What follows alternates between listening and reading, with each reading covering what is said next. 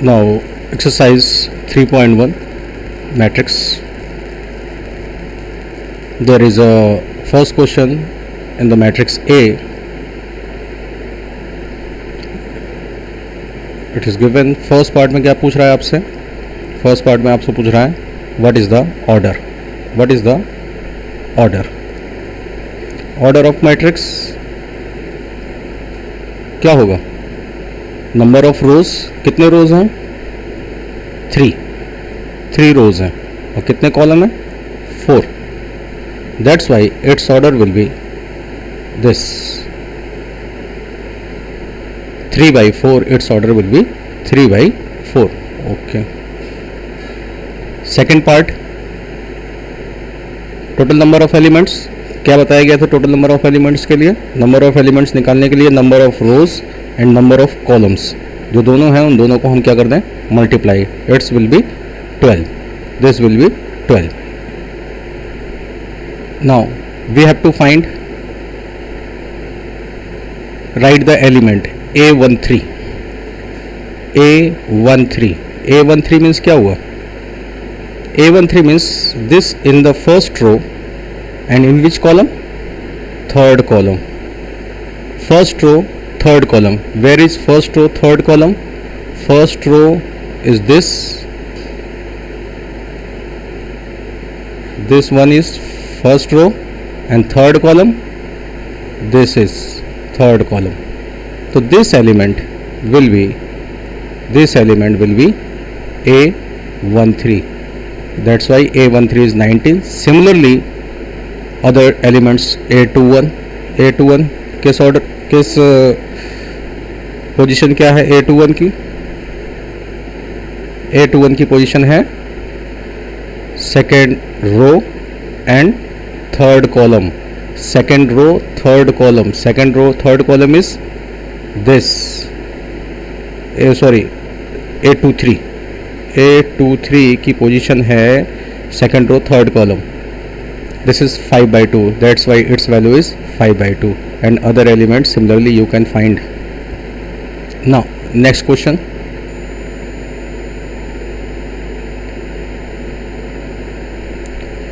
Question number 2. Technology. Question number 2. If a matrix has 24 elements, then what are the possible orders? Matrix has 24 elements. तो 24 elements, number of elements निकालने के लिए number of row, number of column को multiply करते हैं. तो 24 को इसी तरीके से आपको फैक्टराइज करना है. तो 1 × 24 अगर आप करते हैं तो नंबर ऑफ एलिमेंट्स कितने आएंगे? 24 ही आएंगे.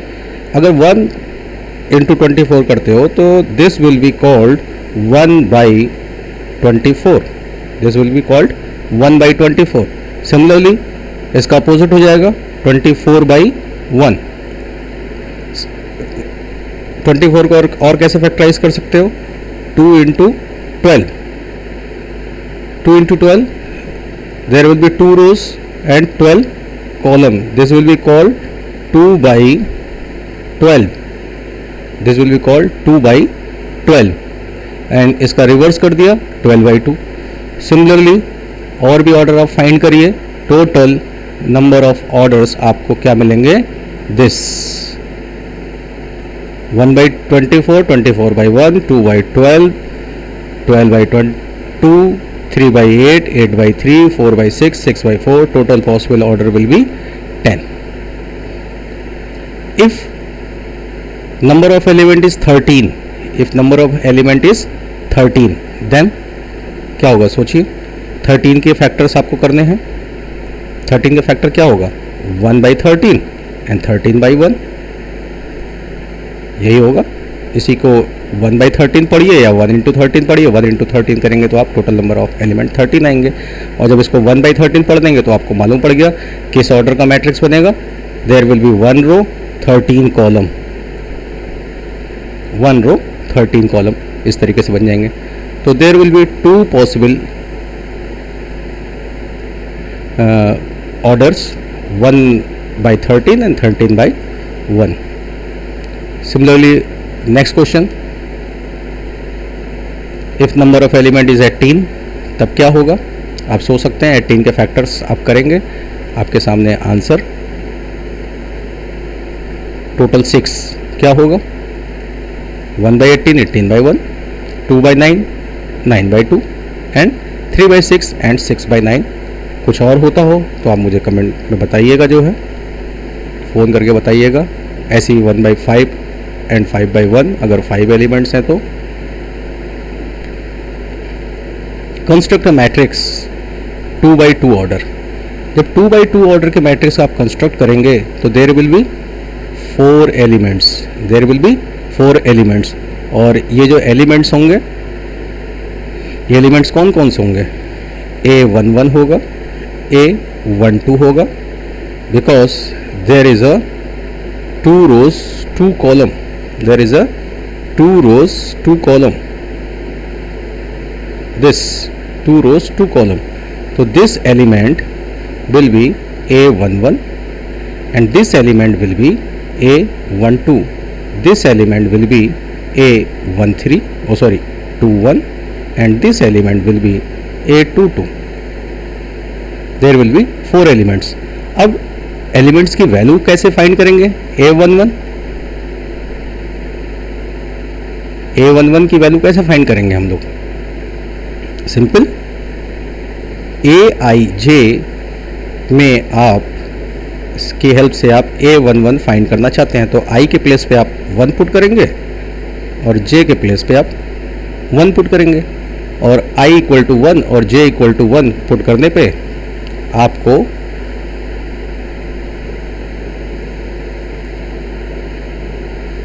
I = 1 और J = 1 पुट करने पे आपको मिलेगा A11।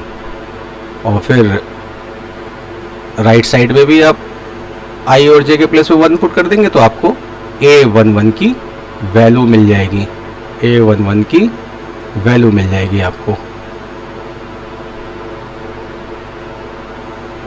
That will be 1 + 1 whole square upon 2 equal to 2 square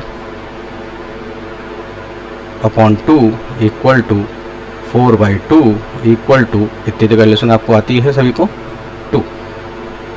okay, next question.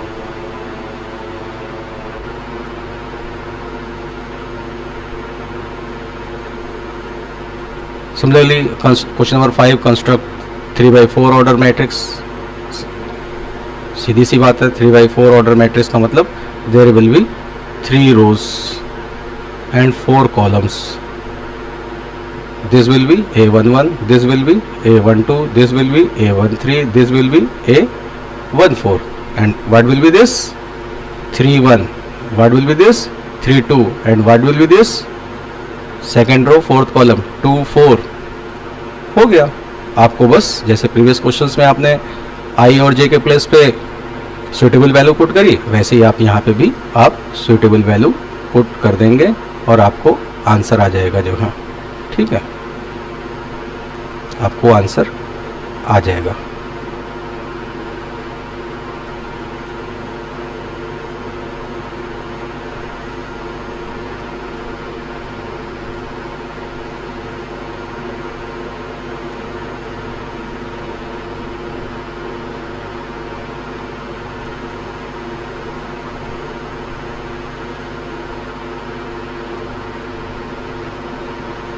ये रह गया, इसे भी थोड़ा सा जूम कर देते हैं।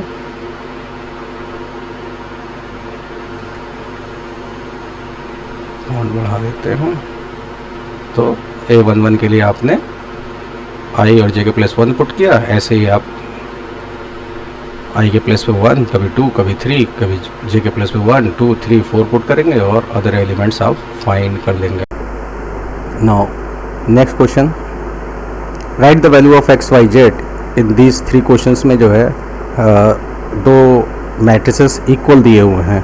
तो बताया गया था कि जब दो मैट्रिसेस इक्वल होते हैं तब क्या होता है कि इधर का मैट्रिक्स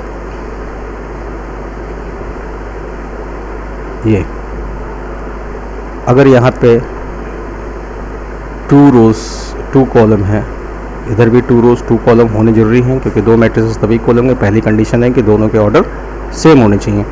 तो ये एलिमेंट और ये एलिमेंट, इन दोनों की पोजीशन सेम है A11।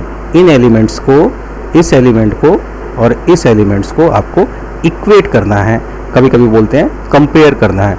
इक्वेट करके आप रख दीजिए और कुछ इक्वेशंस बनेंगी, उसको आप सिंप्लीफाई कर लीजिए।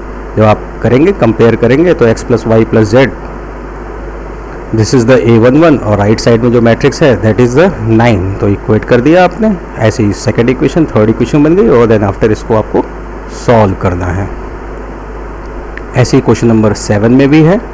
This is 2x2 order matrix, left and right both side. जो आपका ये एलिमेंट है A-B, this is the A11 और राइट साइड में आपको एलिमेंट दिया हुआ है -1, तो आपने A-B = -1 रखा, 2A + C = 5 रखा आपने इसको।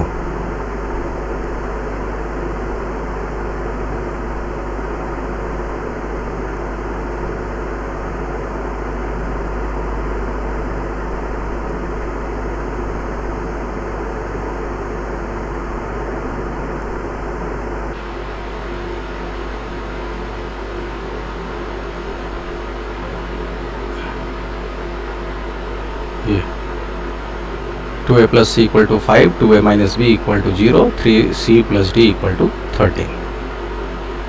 ठीक है, ये भी क्वेश्चन हो गया। क्वेश्चन नंबर 8 पे आते हैं। क्वेश्चन नंबर 8 में लिखा है matrix A, it's order is m/n, will be square in which condition, this. तो अगर आप रिकॉल करें डेफिनेशन ऑफ स्क्वायर मैट्रिक्स तो आपको क्या मिलेगा? रिकॉल करेंगे तो आपको मालूम है कि स्क्वायर मैट्रिक्स, कोई भी मैट्रिक्स स्क्वायर तभी होता है जब उसका नंबर ऑफ रो और नंबर ऑफ कॉलम इक्वल हो। ठीक है। Question number 9, which of the given value of x और y make the following pair of matrix equal. ये दो मैट्रिक्स हैं, दोनों इक्वल तभी होंगे जब इनके दोनों का ऑर्डर सेम है। हाँ जी, ऑर्डर दोनों का 2x2 है, सही है। और करस्पॉन्डिंग एलिमेंट्स को आपको इक्वेट करना है। तो यहाँ पे 3x + 7 A11 है और यहाँ पे 0 है, तो करस्पॉन्डिंग एलिमेंट्स आप इक्वेट कर दीजिएगा और देन सॉल्व कर लीजिए, आपको आंसर आ जाएगा। Now question number 10, there is a 3x3 matrix. और समझ में आ गया 3x3 मैट्रिक्स है तो 3 rows एंड 3 columns, this।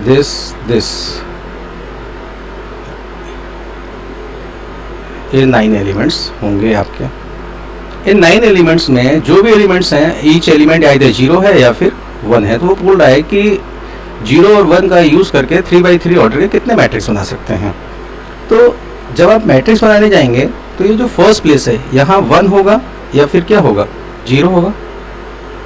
जो सेकंड एलिमेंट है वहाँ पे क्या होगा, 1 होगा या फिर 0 होगा। जो थर्ड एलिमेंट है वो क्या होगा, या तो 1 होगा या 0।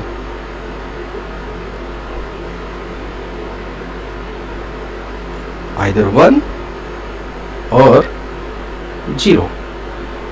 सिमिलरली सेकेंड रो में आते हैं 1 और 0, यहाँ आते हैं 1 और 0, यहाँ पे भी 1 और 0, इसमें आए 1 और 0, 1 और 0, 1 और 0।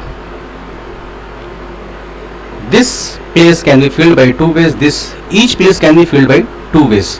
क्योंकि यहाँ पे आपको परम्यूटेशन रिकॉल करना पड़ेगा और फंडामेंटल प्रिंसिपल ऑफ काउंटिंग वहाँ पे दो था। एक एडिशन का था कि अगर ऑप्शनल है तो एडिशन ऐड करते हैं ईच स्टेप्स के नंबर ऑफ पॉसिबिलिटी को, और मैंडेटरी स्टेप्स हैं वहाँ पे मल्टीप्लिकेशन थ्योरम यूज़ करते हैं, तो ईच स्टेप के नंबर ऑफ पॉसिबिलिटी को आपस में मल्टीप्लाई करते हैं। तो देयर इज 9 स्टेप, 9 स्टेप में ईच एलिमेंट्स को फिल करना है। तो this step can be done by 2 ways, 2, this step can be done by 2 ways into 2, this step can be done by 2 ways. Similarly each step can be done by 2 ways. तो अब आप समझ रहे होंगे कि टोटल कितने possible matrices बन सकते हैं।